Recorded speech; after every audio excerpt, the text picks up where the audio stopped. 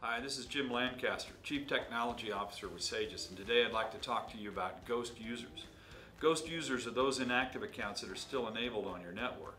It could be former employees or vendor accounts or even temporary accounts that were used during the setup of something on the network.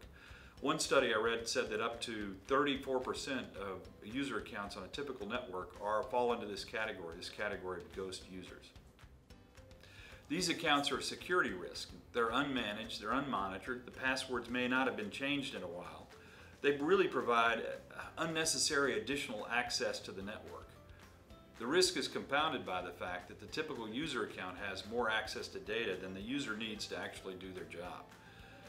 The same study that pointed out that 34% of the user accounts were ghost users also pointed out that 21% of the data is accessible by all users on the network.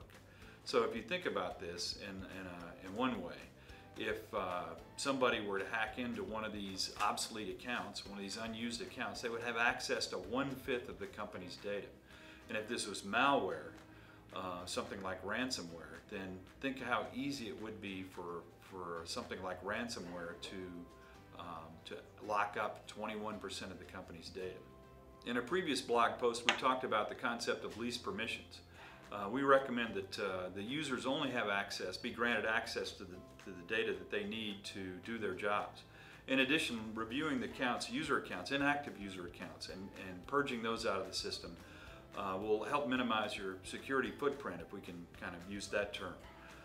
Developing data retention and destruction policies would be a good idea, as well as moving the older stale data. And this same study says that up to 54% of the data on a typical network is not being used. It's just sitting out there, representing and even just compounding the security problems there.